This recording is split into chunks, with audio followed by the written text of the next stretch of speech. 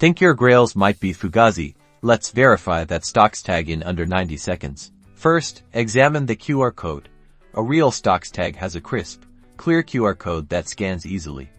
Make sure there's no blurriness or pixelation around the edges. Use your phone to scan the QR code. If it directs you to a Stockx page related to the product, that's a good sign. Next, inspect the authentication sticker. The sticker should be holographic and reflect light at different angles. Tilt the tag back and forth under a light source and watch for color shifts. Also, feel the sticker. It should have a textured feel, not smooth. Now, check the overall quality and materials. Authentic tags are printed on a durable, slightly glossy cardstock. Fake tags often use cheaper, thinner material.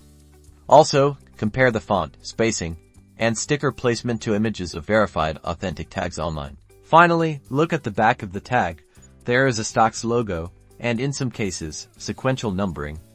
Again, compare this with known authentic examples. If you find any inconsistencies, it might be a red flag. Remember, these are just a few checks. If you're still unsure, seek a professional opinion or use a legit check service. Good luck.